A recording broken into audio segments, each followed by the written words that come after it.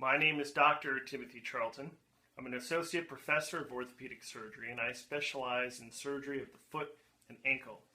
We'll be shooting at a variety of locations at the American Academy of Orthopedic Surgery meeting in Las Vegas, Nevada.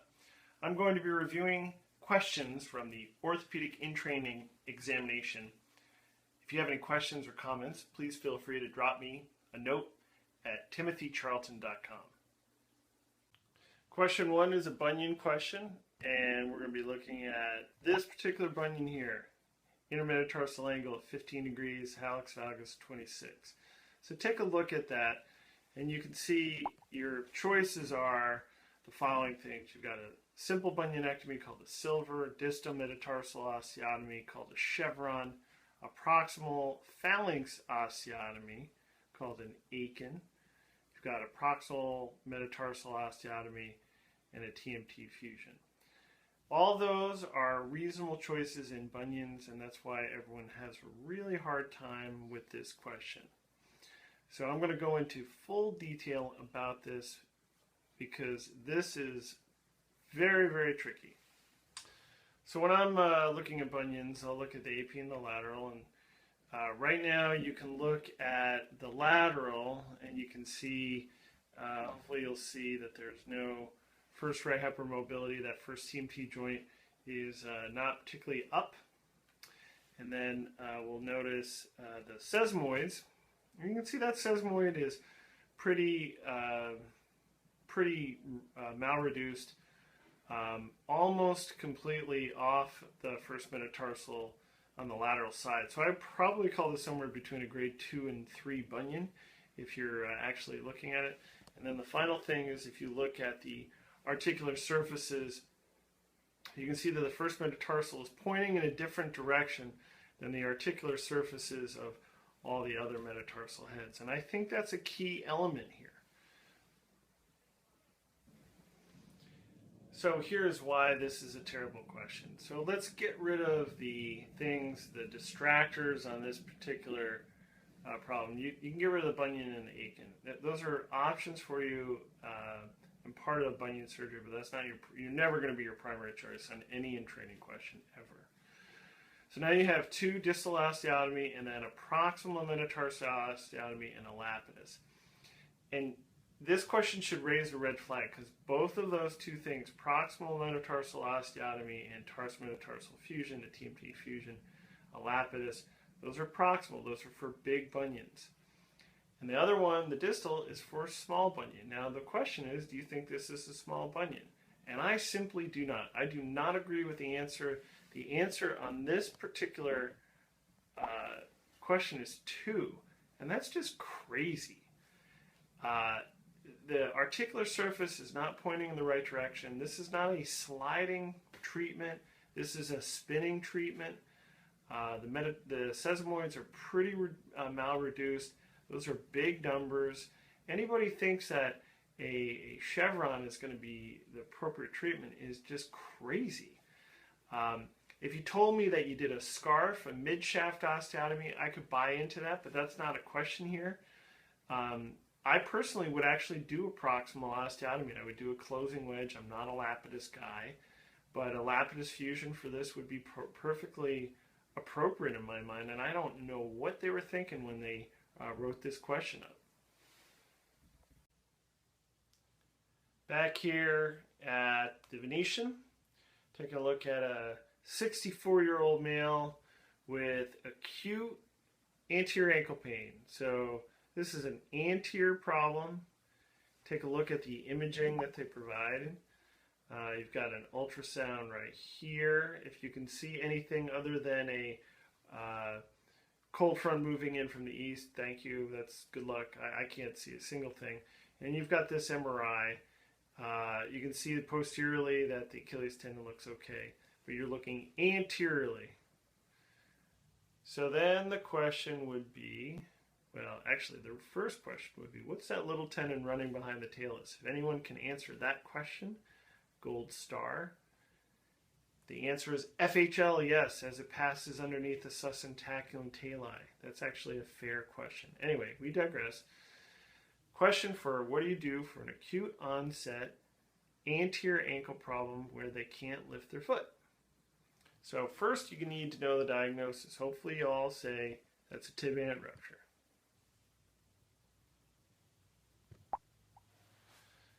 And I agree. And you can kind of see that on the MRI. Okay, so the real question, that's Marty O'Malley and Jonathan DeLand's paper. What do you do for an acute tib-ant rupture? Well, cast immobilization is not going to put the tendon back. It's not like an Achilles tendon. An AFO is appropriate for a tib-ant tendon for a low-yield person that's chronic. It's not a posterior tibial tendon problem. It's an anterior tibial tendon problem. Post-tib tendon transfer is good for a flat foot. Physical therapy, usually physical therapy and conservative management is good, but this is an acute problem, acute anterior tib-ant problem. So the only real surgical option, and this does violate some of the principles of try conservative management first, but you're going to miss the barn. And you're going to want to do a primary tendon repair with graft if you can't make up the gap. So I didn't even decide to even ask this as a question. I just want to talk about this one. Go ahead and read it. It's a 24-year-old male, 6 weeks of ankle sprain 6 weeks ago. Pain's pretty much gone. Ankle feels a little unsteady. There's tenderness over the lateral ankle and a mild anterior drawer. So this is like your garden variety ankle sprain. And they're going to ask you this question tons and tons and tons of times. And basically you're saying, okay, it's always physical therapy. It's always proprioception.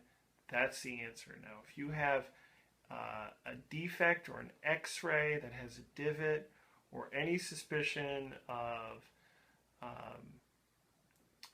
OCD lesion, then maybe you're talking about an MRI or advanced imaging. Okay, so let's look at these issues.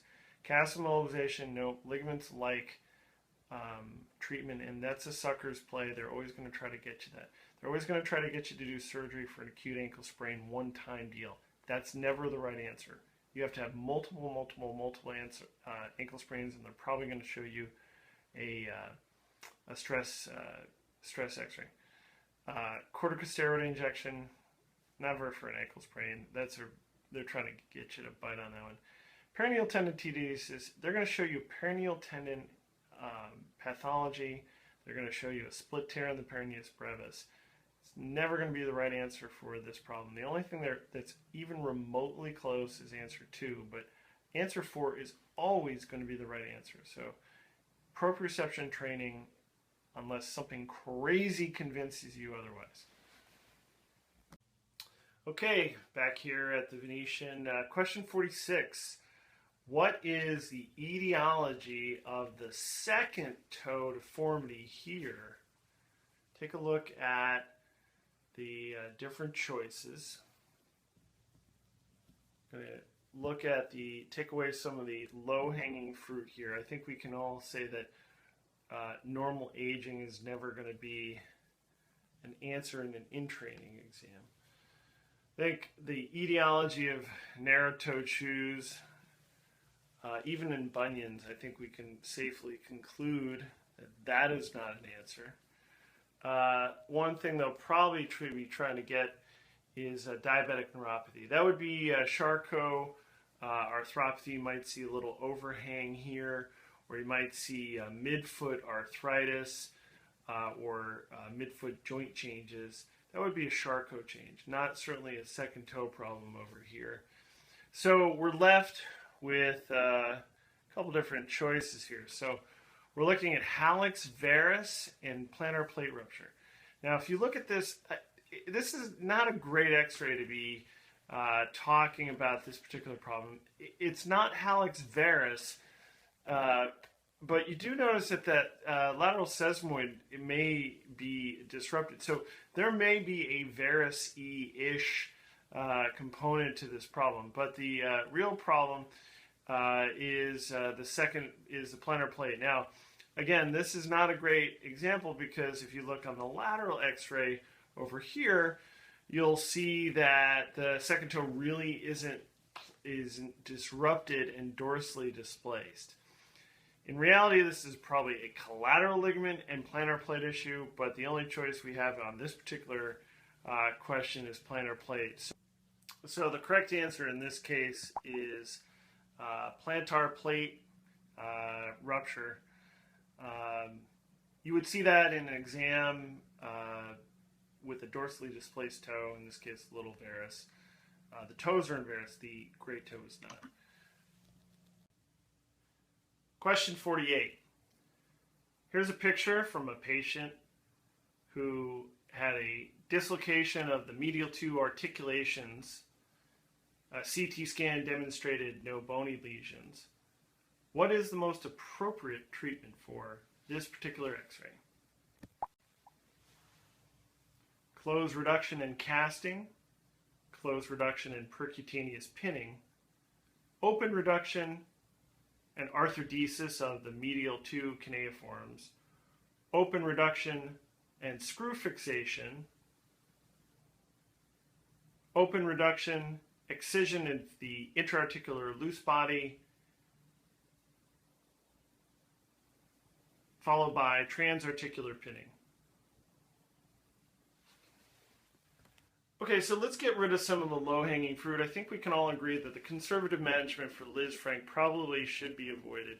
So casting and pinning probably isn't a good choice. And similarly, the answer response number 5 is probably not a good choice either. So we're boiling down to open reduction with screws or open reduction with arthrodesis. And it really boils down to Chris Coates's article in JBJS looking at fusion. And they, in fact, did better for pure ligamentous dislocations.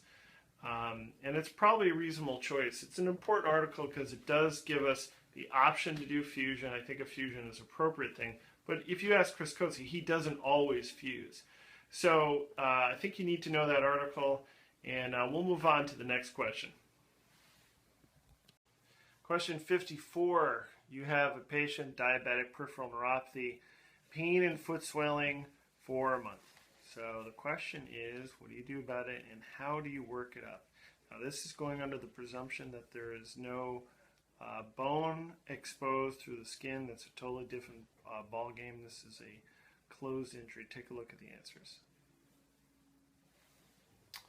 So this is a frustrating question for me because I like the article that they cited. It's actually a very good read, and we're talking about the Lipsky article on the bottom. It's a pretty good article, actually.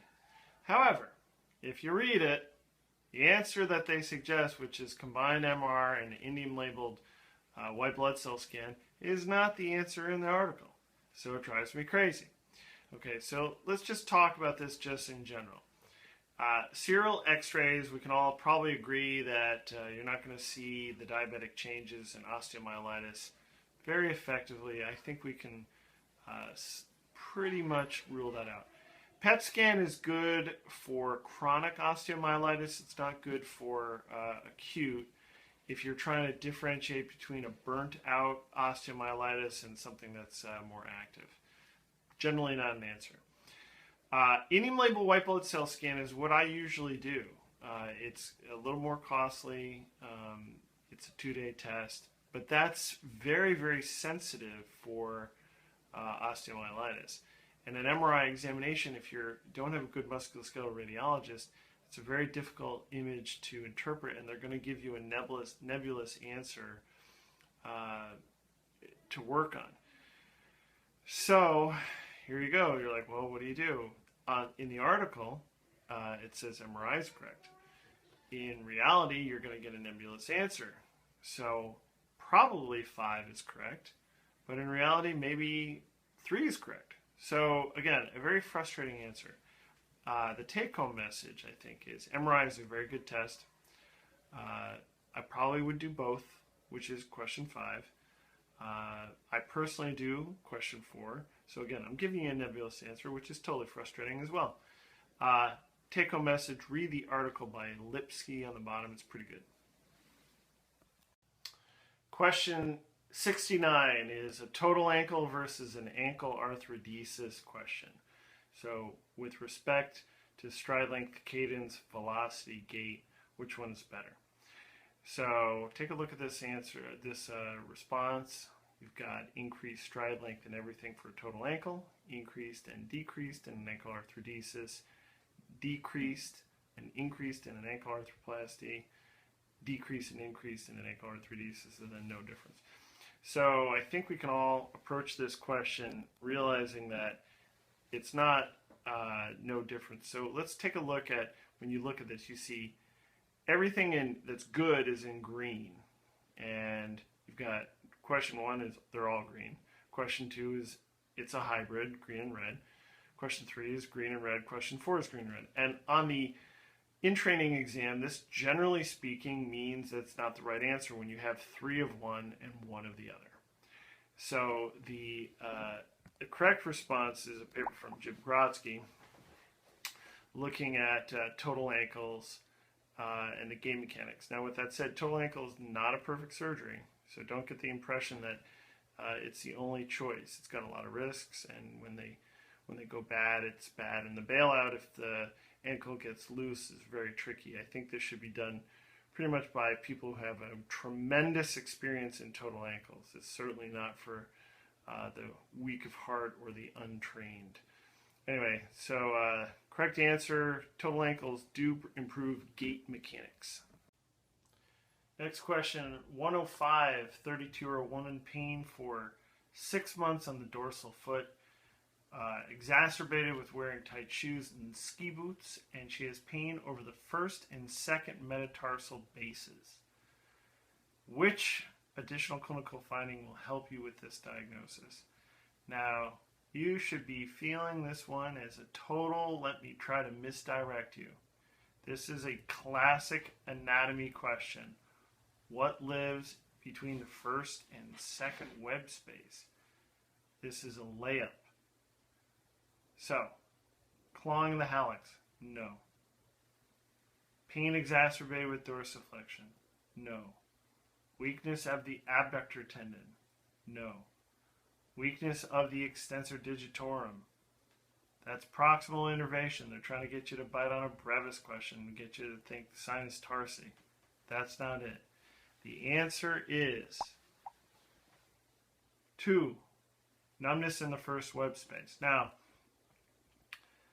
I love this question for so many reasons. First of all, I love questions that are referring to references in JBJS when I was in college. Because I really like timely reporting. And the second question is, I love talking about questions that I've never actually seen clinically in practice. Maybe in the dancers a little bit. But the reality is, you don't really see anterior tarsal tunnel syndrome. With that said, this is still a very fair question. You should know what lies in between the first and second metatarsal bases, because you're going to see this when you do a Liz Frank approach. And that's a really fair question, actually. Despite the fact that the reference is pretty crummy. So you're going to see this deep perineal nerve leading to numbness in the first web space. You're going to see it on a Liz Frank. You have to know it's there. You got to look for it. It looks like a piece of spaghetti when you're lifting it up. So be very careful of the deep perineal nerve. Question 107 talks about one of my favorite topics, which is pilon fractures. Anyone who knows me knows that I love them because they do so well. Every time. So let's take a look at the x-ray because that does say a lot. So you've got a busted up pilon fracture. You've got a patient with an L3 vertebral body fracture. So you're going to non-op that. And you've got skin around the ankle with blistering, but it's intact. So this is not an open injury. So the question comes down to, what do you do?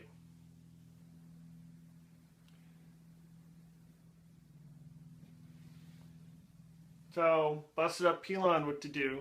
take a look at some of the answers. You can use some gamesmanship on this. You'll notice that there is an open reduction here, a staged open reduction there, an open reduction combined with external fixer, and an open tibial with an X-fix. And those are all open on bad skin. So you kind of know, you look at the one that's different and you see, okay, X-fix without. And then you look at the answers and you go, oh yeah, I guess that makes sense. So the key here is pilons are going to do badly. In this particular injury, I'm probably staging for what is inevitably going to be a fusion. So I want to do no harm. I want to minimize the damage. And we're going to look at open reduction without X-fix without open reduction as the answer. Again, I love pilons.